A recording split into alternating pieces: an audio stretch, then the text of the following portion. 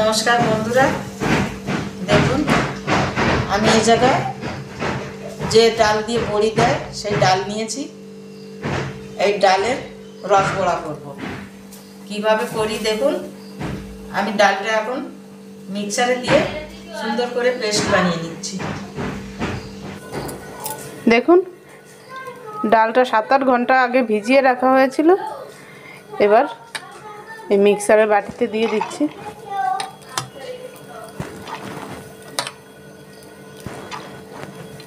এটা একটু বেশি সময় ভিজিয়ে রাখলে এই মিক্সারেই সুন্দর পেস্ট হয়ে যায়। সামান্য একটু জল দিচ্ছি।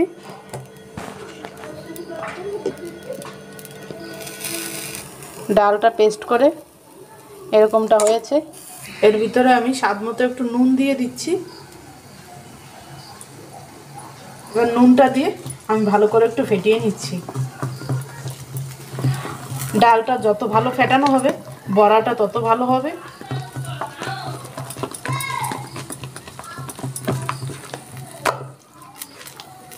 আমার তেল গরম হয়ে গেছে, বড়াটা এইভাবে ছেড়ে দিচ্ছি।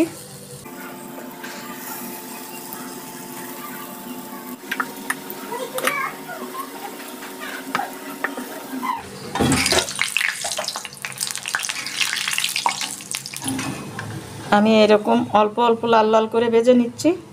এই দেখুন এগুলো আমার হয়ে গেছে, আমি তুলে নিলাম।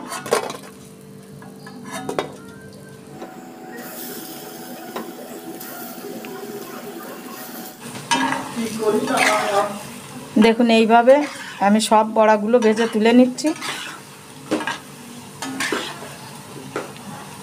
দুধটা আমি এই জায়গায় বসিয়ে দিয়েছিলাম, দুধটাও গরম হয়ে গেছে।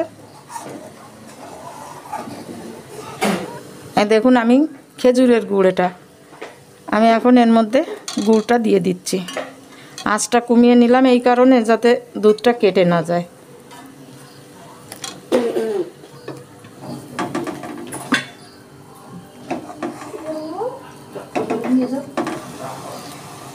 আমি 2টো এলাচ মুখ ফাটিয়ে এর মধ্যে দিয়ে দিলাম।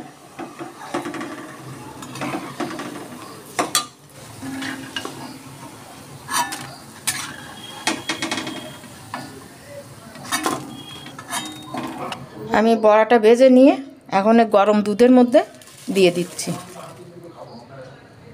এই 10 মিনিট পরেই দেখবেন এটা ভিজে একবার নরম হয়ে গেছে। এই বড়াটা আমি যেভাবে বানালাম এইভাবে আপনারা বানিয়ে খেয়ে দেখবেন, এটাও খুব ভালো লাগে। ভালো লাগলে আমাকে একটু জানাবেন।